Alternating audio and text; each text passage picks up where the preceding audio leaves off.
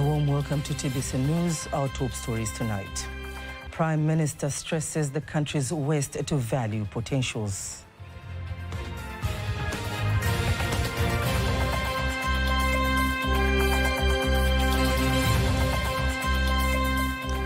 Government mulls securing pharmaceutical independence.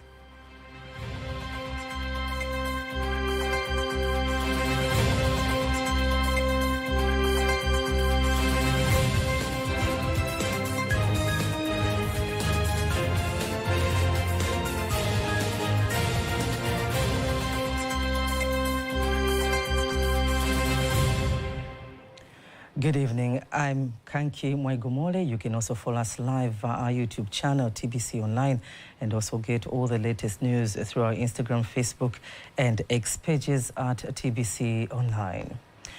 Prime Minister Kassim Majaliwa has directed all councils in the country to ensure that they establish waste recycling and separation facilities to ensure more efficient and safer handling management, stressing significant potentials of employment for youth that waste sector offers. Here are more details.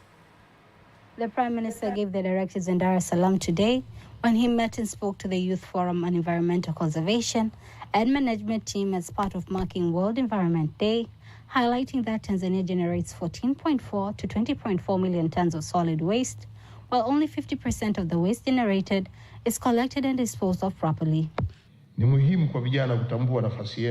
All local government authorities in the country must ensure that they establish waste processing and separation center to make sure that all waste generated is handled in a safe and sustainable manner, while also reducing the burden of waste going to landfills or being scattered carelessly in residential areas from cities to the rural villages. He insists the six-phase government continues to promote the use of clean cooking energy, with more than 762 institutions having already started using the alternative energy. Secondly, all local government authorities must collaborate with the Vice President Office for Environment to develop plans that enable communities and youth to participate in the carbon trade business. Today, you receive detailed guidance from our colleagues from Africa and Carbon Agents on how to engage in this business and understanding its markets. The Prime Minister adds that in 2023-2024, more than 266 million trees were planted, with the nation still facing deforestation challenge, estimated at the rate of 400,000, 69,420 hectares per year. We directed that all areas relying on the cooking and tree cutting for firewood must shift from that technology, and we have started seeing the positive impacts. These are goals we aim to achieve by the year of 2034, that more than 80% of Tanzanians, both institutions and individuals, will be using a clean energy. Due to the development of science and technology, waste generation in the world has also created opportunities that provide youth employment, boost the economy, and increase income for individual youth.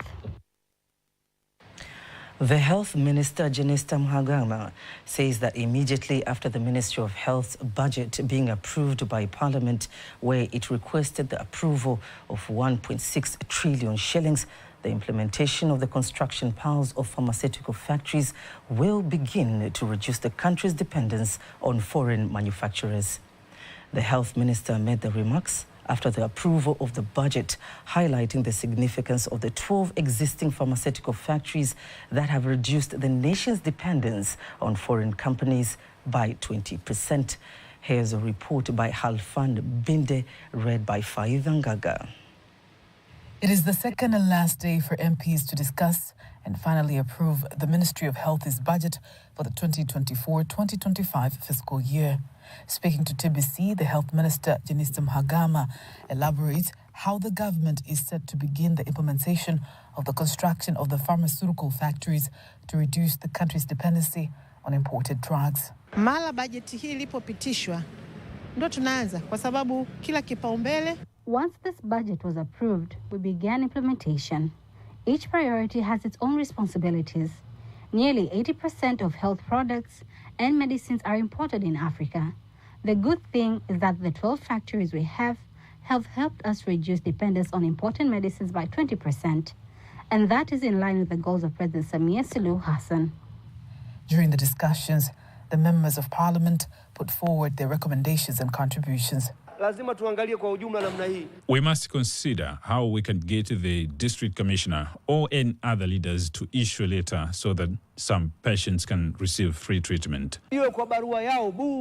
Wanaume wapewe elimu waweze kwenda kuwasimamia wake zao. Men should be educated to support their wives, especially during childbirth. The father should be expected to witness his wife giving birth so that they know what women have to go through. Concluding his presentation, the health minister explained to the parliament how she will work on the recommendations.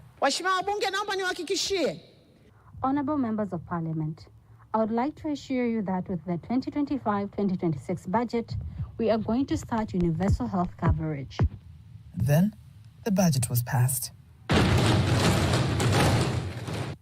Once Parliament passed the Ministry of Health's budget for the year 2025-2026, the Ministry of Finance is next to table its 2024-2025 budget estimate. The head of the United Nations Environment Programme, Clara Makenya, says the United Nations in Tanzania remains committed to support the Tanzanian government in achieving environmental-related sustainable development goals. She made the remarks in Dar es Salaam ahead of this year's World Environment and Oceans Day, which will be commemorated by the United Nations in collaboration with NEMC and the private sector on the 7th of June this year. Caroline Maleo has more details.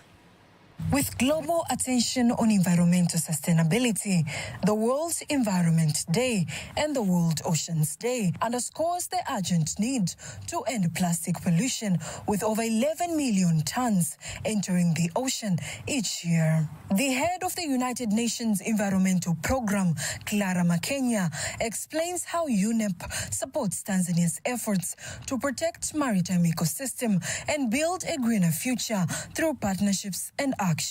The United Nations Environment Programme, alongside other UN sister agencies, are actually looking at 4 key areas in terms of environment agenda in Tanzania. Area number 1 is on climate action. We want to address the issues of climate change impacts and vulnerabilities, especially in marginalized communities. All those areas are actually contributing towards addressing or fulfilling, achieving the SDGs that we have in place. She further explains how this year's Environment and Oceans Day will be commemorated. We are planning to have the actual cleanup. There's a place called Mapangoni. Mapangoni area in Oyster Bay, close to Coco Beach. We will be able to see the amount of waste that is actually in that particular area. There's so much waste that eventually filters and leaks down to the ocean. On the other hand, Susan Ngongi Namondo, the United Nations resident coordinator in Tanzania, stresses the significance of the upcoming United Nations Ocean Conference, of which Tanzania will be a part of. 9 to 13th of June, there will be the 3rd United Nations Oceans Conference, co-hosted by France and Costa Rica. And my understanding is the United Republic of Tanzania will be present at that conference. I think these are all great opportunities just to raise awareness, to advocate the theme of ending plastic use. It's truly a crisis nowadays. We produce a lot of it, about 11 million tons a year. Jamal Baruti, the Director of Compliance and Enforcement at NEMC, says the country remains committed to enforcing environmental laws and protecting marine ecosystems, while the CRS Program Manager, Robert Muganzi, explains how the private sectors collaborate with the government to support the cause. As we are almost in this 8th year of implementing the plastic regulations, which banned the use of carrier bags, there has been a lot of success. As we see that the carrier bags are no longer in the market, even though you see that there is a misuse of the packaging material. We are working with the Office of the Vice President to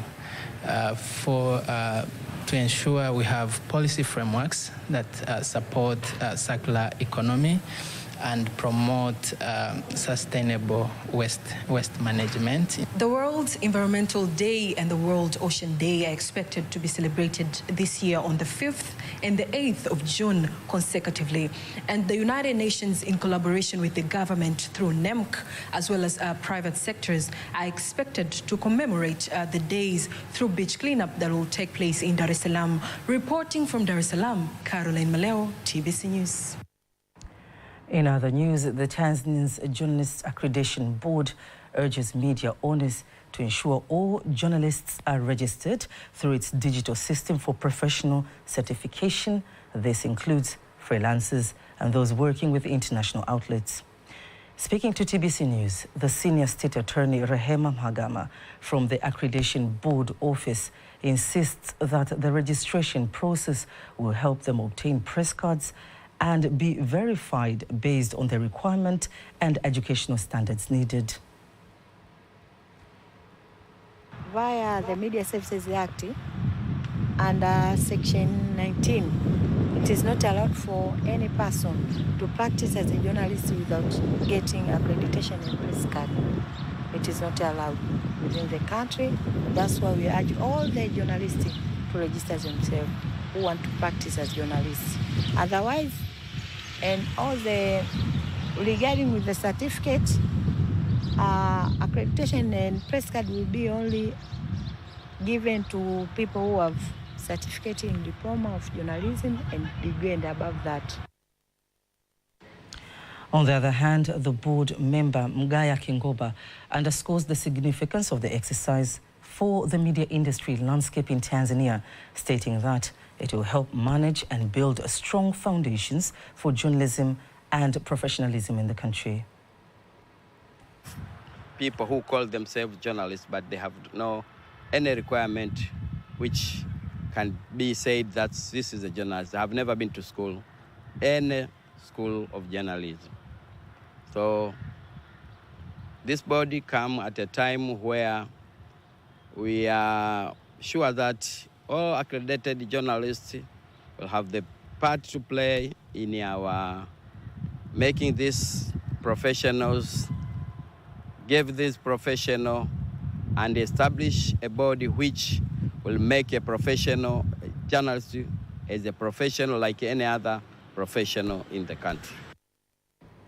Kingoba stresses that after the deadline, uncertified journalists will not be able to practice journalism through various media outlets in the country. Who have fulfilled the requirements are those who will be working in the media. By this, it means that we have the right person, the right people at the newsroom. And this will make sure that what we have seen maybe in our newspaper, what you are reading in our newspaper, what we are seeing in a television, what we are hearing in a radio, is something that have been come through those people who have gone to school. The registration applies to all media practitioners reporting via radio, television, camera persons, and online platforms, including blogs and online TV. Meanwhile, with just 5 months to go before Tanzania's 2025 general election, the Tanzania Broadcasting Corporation, TBC, has met with leaders of 18 political parties to discuss the media coverage during the election period. The Deputy Registrar of Political Parties, Muhammad Ali Ahmed, has praised TBC for being exemplary in adhering to media coverage rules and regulations, while the TBC Director General Dr. Ayubu Rioba Chacha thanked the political parties for their cooperation, assuring them fair and balanced coverage throughout the elections. The issue of bringing together political parties and providing them with an understanding of media matters is a commendable example. Dr. Rioba has made a good initiative, which we, at the Office of the Registrar of Political Parties, commend. Huko nyuma, tafiti kadhaa zilionyesha kwamba we have communicated well and explained to them the legal mandate of TBC. The role of TBC as an institution is public broadcasting, and its crucial role in protecting and advocating for national interests, including democracy. As we head towards the 2025 elections, there must be a common understanding of how we can cooperate and work together.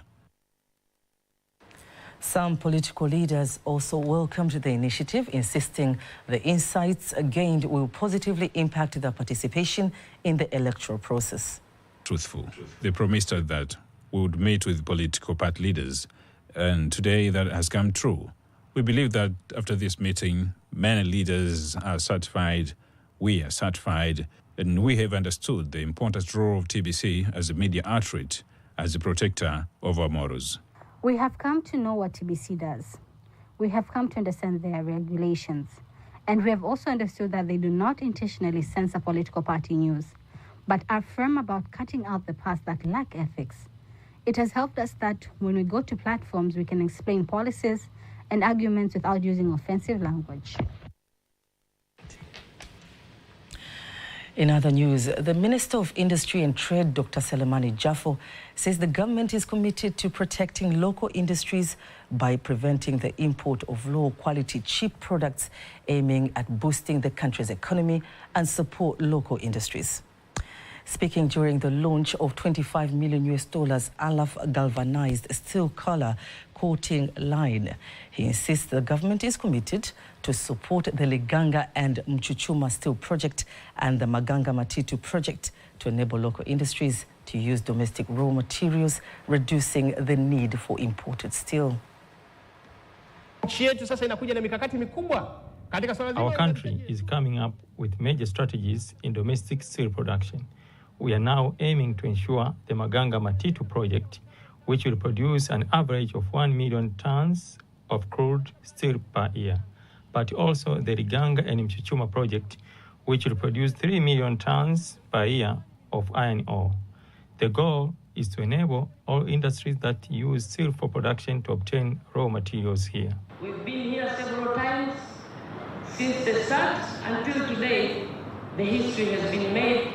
The project has been completed. We, as the parliamentary committee, we stand on your behalf. We are the watchdog. All you need to say, or all you need to ask for the government, we are the voice to reach them and to make sure that they do what you have asked them to do.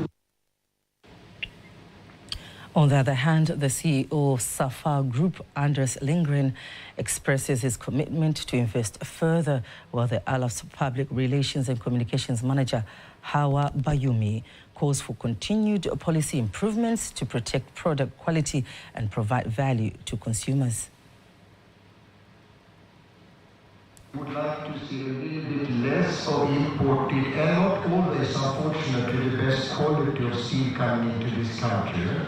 It's not good for the consumers, and it's not good for the industry either.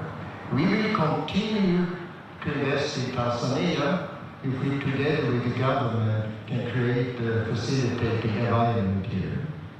And I also want to thank the government for the partnership that we have here, because the government is big partners in our operations, so we actually are running this business jointly together.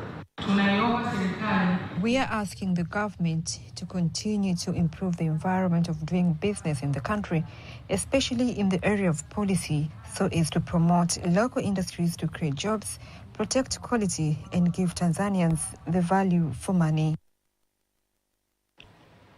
Through the new plant, about 75 new employments have been secured by the locals.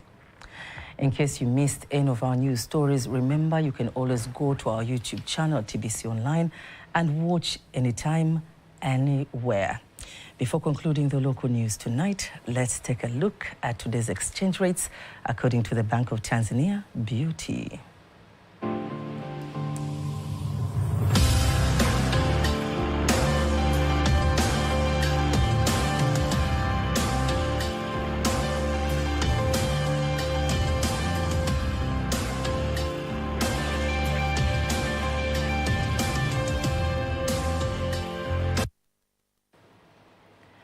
Don't miss TBC News every weekday to know all the latest in the exchange rates. Up next is the sports news.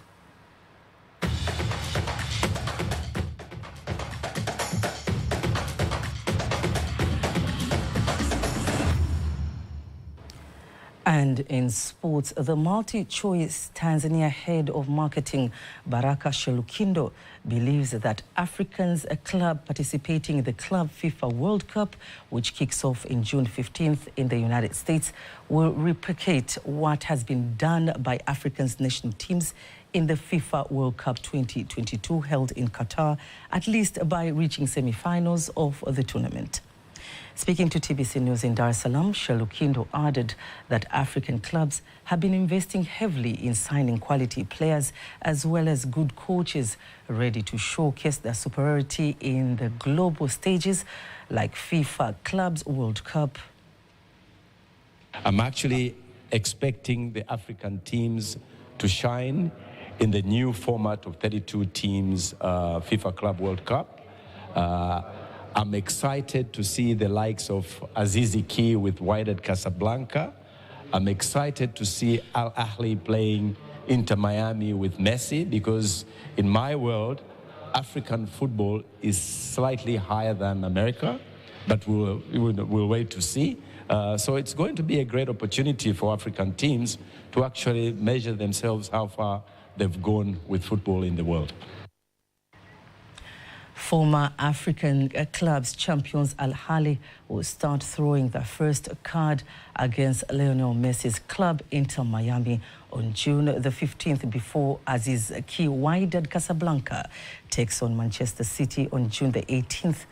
Other matches in the opening fixture will be PSG taking on Club Atletico de Madrid, Football Club Bayern Munchen against Auckland City, Palmeiras playing Football Club Porto, and Botafogo hosts Seattle Sounders. And that's the sports news. And now, before we conclude the news bulletin for tonight, let's take a look at the weather forecast for the next 24 hours. Hello dear viewers, and thank you for joining us for the next 24 weather forecast. By starting with wind patterns, tomorrow we expect the light wind of 20 kilometers per hour for Lake Victoria and the moderate wind of 30 kilometers per hour for Lake Tanganyika, Lake Nyasa together the entire coast. And the state of the sea is expected to be moderate. Landfall models are still portraying the reduction of activities over most part of the country, and cool temperatures are still expected over most part of the country, with low to minimum temperature of 9 degrees at Njombe region. So that for tonight to expect Unguja and Pemba ISOs, Lindi and Mtwara regions to feature with particle condition, light rain showers over a few areas, and for the rest part of the country are expected to feature with particle conditions. While for tomorrow we expect Kagera and Mara regions to feature with particle condition, thunder showers over a few areas and sun periods. Tanga, Dar es Salaam, Pwani, including Mafia ISOs, Lindi and Mtwara regions are expected to feature with particle condition, light rain showers over a few areas and sun periods. Unguja and Pemba ISOs are expected to feature as particle condition, rain showers over a few areas and sun periods. And for the rest part of the country are expected to feature as particle condition and sun periods. Let us see next 4 days forecast from different cities and regions. Dar es Salaam minimum temperature is 23 degrees. Dodoma minimum temperature is 16 degrees. Mbeya minimum temperature is 10 degrees.